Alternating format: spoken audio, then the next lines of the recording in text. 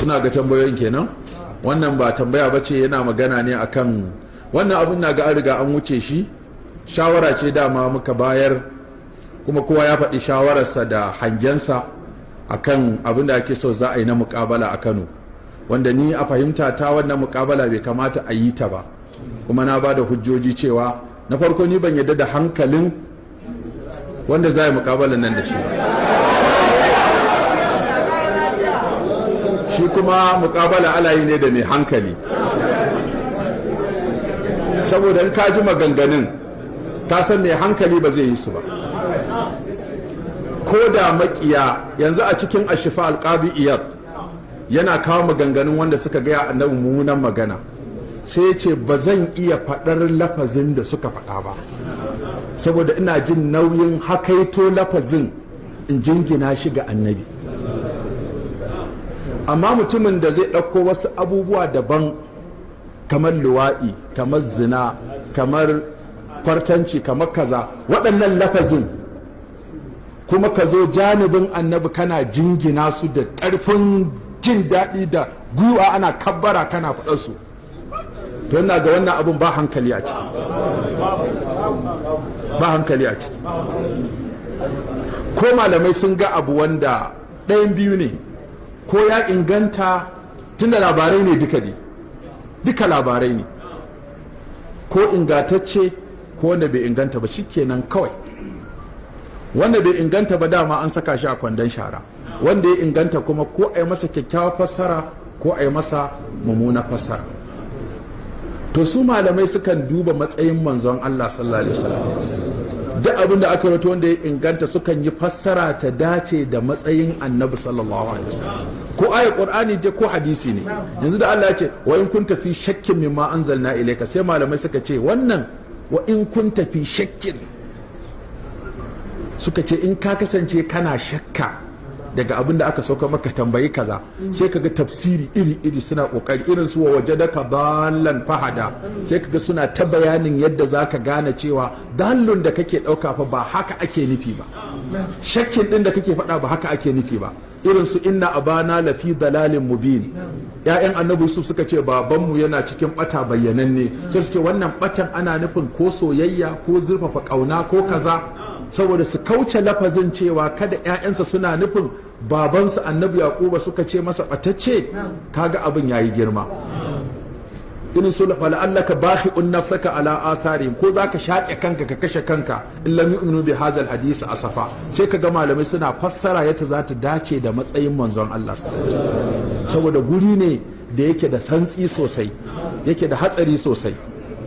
Amma ka ɗauko irin waɗannan lafuzza, ko da a ce haka suka zo, ko da a ce haka suka zo, ka dinga faɗarsu ba alamar kuka, ba alamar wani tashin hankali ko jin wani ɗimi ko raɗaɗi.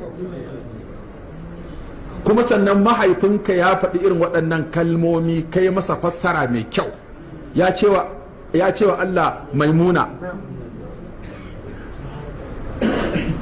ya ce subhanaka abdul qadiri, amma ba a ji shi kai, tunda shi mahaifinka ne, ba a ji ka la'ance shi ko ka diran masa ba, bilhassani ma kare shi kake. To sai nake ga inda irin wannan lafazin za a zo a zauna ana ɗauko kalmar kwartanci, kalmar zina, kalmar luwaɗi, kalmar fyaɗe, kalmar abin nan ana jingina su ga annabi, sai nake ga wannan abin babu hankali a cikinsa.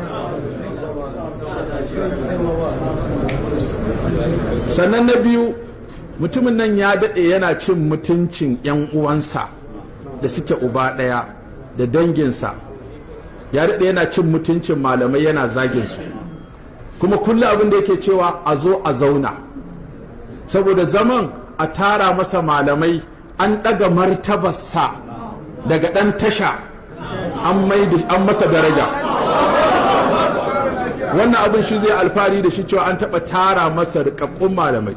Yanzu irin gogaggun malamai, ƙwararrun malamai waɗanda suka daɗe suna kwanci addini, a ce a ɗauki wannan a ce wannan shine wannan yaron ɗan tasha wai da shi za su zauna a matsayin wai suna abu da shi, to an daga darajarsa daga dan tasha an mai da shi mutumin da zai dura a shari'a a cikin masallaci, mutumin da zai dauki adda yana yawo da mutane a cikin gari. kaga dan jagaliya wai a ce wai wannan kuma wai shine wai za a tara masa wai manyan malamai na Kano na fiqhu na hadisi na Qur'ani na kaza masu hankali da suke karantar da mutane. To ni sai nake ga gaskiya wannan ba a yi wa Kano adalci ba, ba a yi wa malamai adalci ba, ko ba a yi abin da ya kamata ba. Da haka nace ni ban ga amfanin yin wannan ba, ba wai dan tsoro ko dan a'a, ba magana tsoro, ba magana kasawa ko ba magana iya rashin tunkara mutum. Amma Allah ya taimake mu, sunnan nan da malantan nan, ko tijjaniyan ne ko kadiriyan ne ko izalan ne ko ahlus sunnan ne, Allah ya sa tun da aka fara wannan shegantakar akwai matasan da suke bin sa dab da dab. Saboda aka ce kowa ya daina karantarwa a zo duk ai ta maganan wannan, to kaga an tsaye da mu daga koya mutane addini, wanda ko mutane ba wannan rigima suke bukata ba. So suke a koya musu tauhidi su game da Allah lafiya, a koya musu sunna, a koya musu girmama annabi, a koya musu alwala da tsarki da fatoyin saki da aure da zamantakewa. To sai aka ce to waɗansu matasa da ku kuke bin wannan abin shirman, kuke bin wannan shirman, kuke tarawa, to waɗannan in ma har za a yin, to a kyale shi da waɗannan matasan, su ne daidai shi. Kuma matasan nan misali yanzu ka ɗauki Malam Kabiru Maru, duk littafin da ya wallafa sai da Malam Kabiru Maru ya wallafa littafi sama da shi, kuma ya warware duk abin da ya faɗa daga jihar Zamfara. Ka ɗauki Malam Bashir daga Sokoto, yana bin sa duk wata magana da yana bin ta filla yana warware ta. Ka ɗauki Asadu Sunna daga Kaduna, duk magana da yana bin ta daki yana bin sa a baya. Ka ɗauki Dr. Rabiu Umar Rijiyar Lemu, tun da ya fara abin da yake ce masa zo mu zauna ya zame, zo mu zauna ya gudu, zo mu zauna ya fandare, zo mu zauna ya kauce, zo mu zauna ya waskace, zo mu zauna.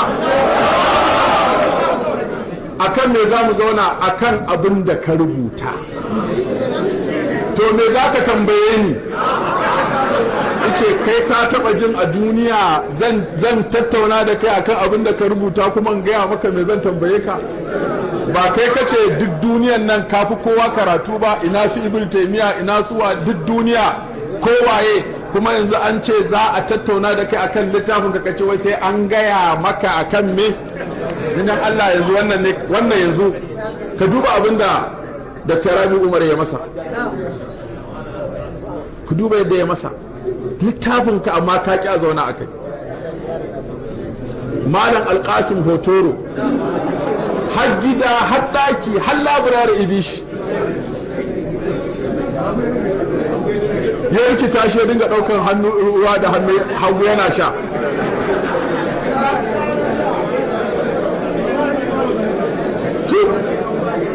To ya kai da wannan, ka duba Malam Kabiru, wannan Malam Kabiru ƙofar bai hayaƙi fidda na kogo, tun da ya fara wannan matashin yake bin sa dab duk wata kalma da ya faɗa ya san so nawa ya faɗe ta, so nawa ya maimaita ta. Ya yi laccoci sama da 30 yana bin sa daki ya nemi su zauna yaƙi.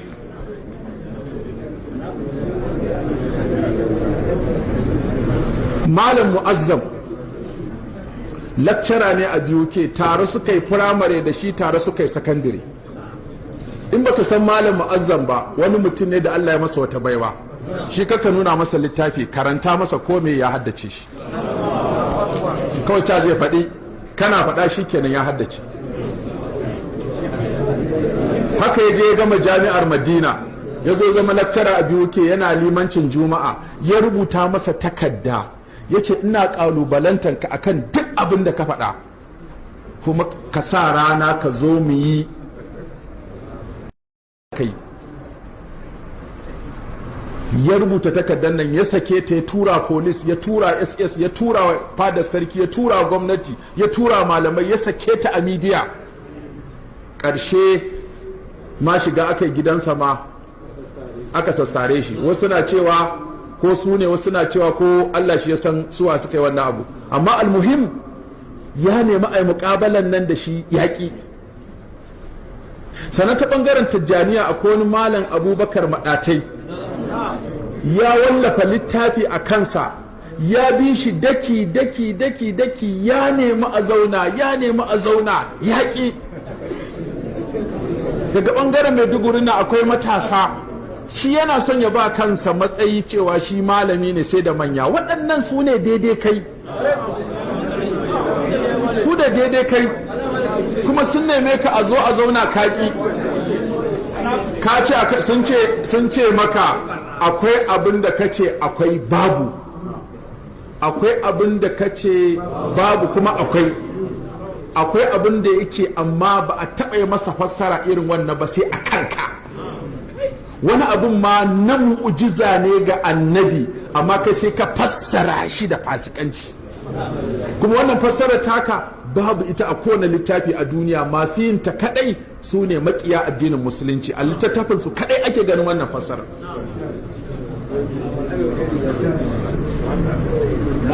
To amma akan wannan mutumin da bai ba 'yan uwansa ba, bai bar danginsa ba, a shari'a ta maguzawa a bakinsa, dan jagaliya, dan daba, dan tasha, ka gani. Amma a ce wai malaman Kano ko na Tijjaniya ko na Kadiriya ko na Izala ko ma na waye, ai darajar su tafi karfin a ce su zauna da wannan. Ni ra'ayina na faɗa wannan nake ga bai kamata ba, kuma mutane wasu sun goyi bayan ra'ayina, wasu ba su goyi baya ba. To kuma ni ina na akan ra'ayina, inda har za a zauna din to a nemo sa'o'insa su zauna da shi. Ku ko malamai kuma je ku ta karantar da mutane addini, kan ma ku bari wannan abin ya ɗauke muku hankali, saboda irin abin nan ne la tasma'u li hadzal qur'an wal fihi, sai a ɗauke mutane hankali, a daina karantarwa, a zauna kullum ana ta magana ɗaya. Kaga an tsaye da komai, sai a ce mutum ya yi daraja ya kaza. Ai duk mutumin da ya shiga haƙƙin Allah da haƙƙin annabi da haƙƙin musulunci da haƙƙin malamai da haƙƙin kaza, wallahi kawai ka ba da haƙƙin iyaye da haƙƙin zumunta da haƙƙin zumunta da haƙƙin iyaye, to kawai lokaci za ka bashi. Shi da kansa ya ɗauko ruwan dafa kansa, ya ɗauki wukar dafa yanka kansa da kansa, ba abin da za ka yi masa, ka bar shi kawai. Abin da ya ɗauka na alhaki ya ishe shi. Ba dai girma ake so ba, ba dai kuɗi ake so, ba dai kabbaran mabiya ake so ba. Waɗannan abubuwan gabaki ɗaya aikin banza ne wallahi. Ɗaya mutum ya taka tsantsa.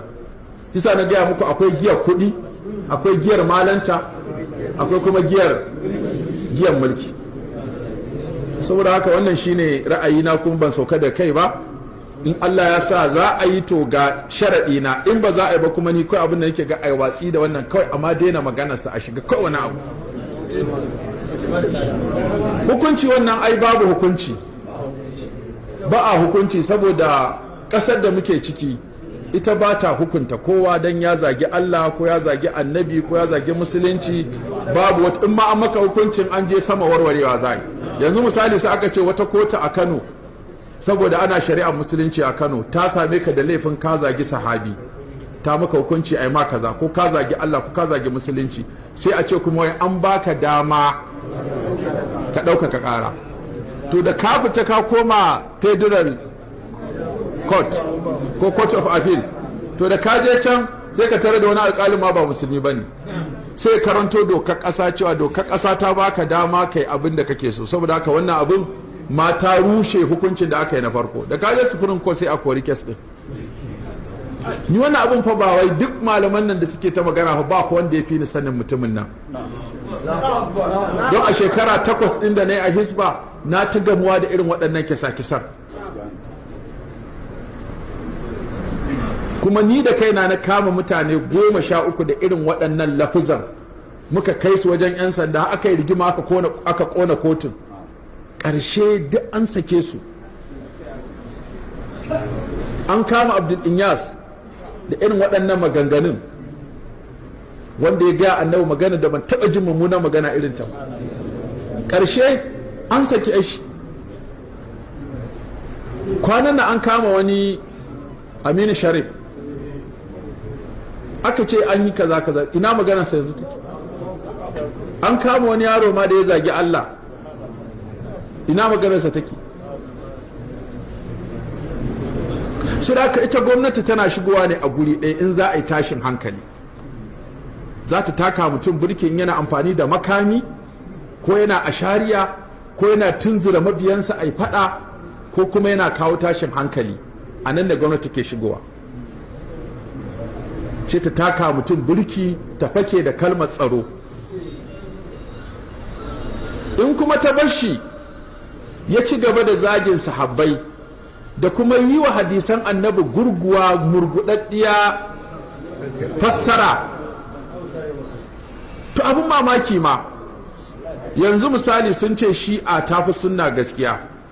Wallahi tallahi waɗannan maganganun da yake musu mummunar fassara da suke littafan sunna akwai ninkin su 1000 a cikin littafan shi'a.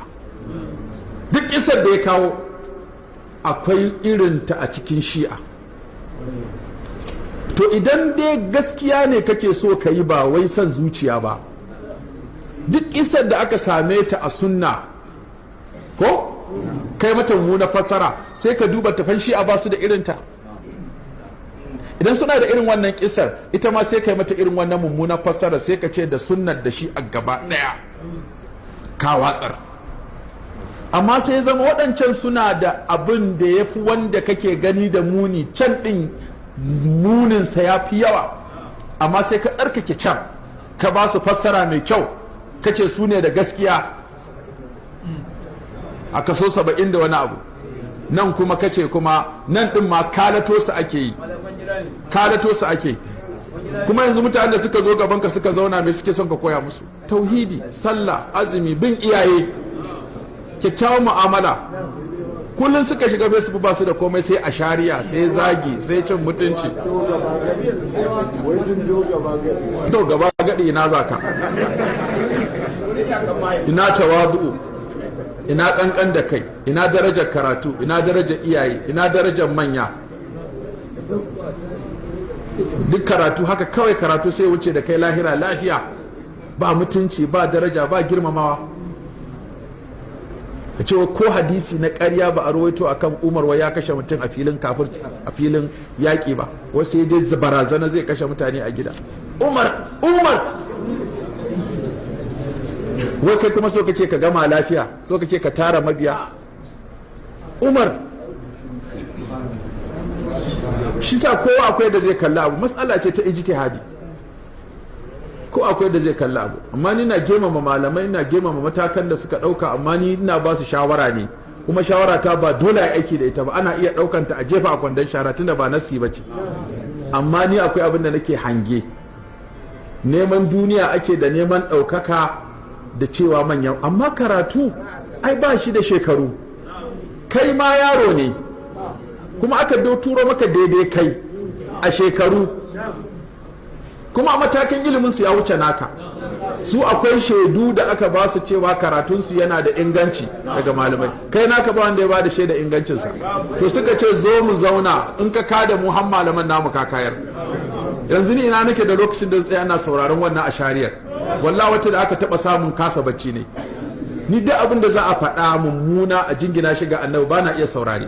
Bisa mutane da yawa suna turo min sai in ta gogewa, su ce wai a ji malam ce ni ba na son jin wani abu da ya shafi annabi sallallahu alaihi wasallama mummuna, ba na son ji, ko karanta ko ji ba na so, sai abin ya ta damuna. Amma akwai waɗanda Allah ya ba su haƙuri da juriyan bi diddigin wannan abu, sun bi. A ce duk malaman Kano su taru akan mutum ɗaya, ka gani? Kuma wani aka taru a kansa ɗin nan ba fa malami ba ne, lafizansa ba na karatu ba ne. Inda ya fi ƙwarewa ba zama fa yake koya mutane alwala, sallah, azumi, zakka, haji, tauhidi, amana, bin iyaye, sada zumunta, girmama maƙota, zaman lafiya ba. In ka ce ahlus sunna mutanen banza ne, kai kuma ka koya mutane kirki. in ka ce su Umar ba su da mutunci, kai sai ka zama mai mutunci, kai zama mai kirki, lafazin ka zama mai daɗi, ka zama mai kawo zaman lafiya. Amma a ce mutanen unguwa gabaki ɗaya su yi takarda su ce wannan makocin namu yana cutar da mu, ya za ka yi da wannan shaida a gaban Allah ranar alkiyama? Sau da aka shawara ce aka bayar, in ta yi wa mutane su ɗauka, in ba a yi ba to dai ka a ce na faɗi ra'ayina, ni kuma dawa bana jin tsoron bayyana ra'ayina, ko yawa mutane daidai ko bai musu ba, amma na kan bayyana ra'ayina da mutunci da girmamawa, kuma ya kamata wanda zai karba ya karba da mutunci da girma, wanda ba zai karba ba ya ban min ra'ayina da mutunci da girma. Kuma alhamdulillah ba ni kaɗai ne wannan abin din ba, Dr. Ahmad Biyoke shi ma abin da ya hango kenan, Dr. Ahmad Gumi shi ma abin da ya hango kenan, ko manyan malamai daga ƙasar nan har daga waje suna mun waya da manyan masana na fannoni da professors da yawa daga jami'a, wallahi suna mun waya su ce malam wannan ra'ayin naka shi kamata a tsaya kansa. Wani ce ai almajiransa za su ce an ji tsoro, to yanzu almajiransa sai mu tsaya dan Allah dan almajiransa za su ce an ji tsoro sai mu zo mai abin da zai zama matsala?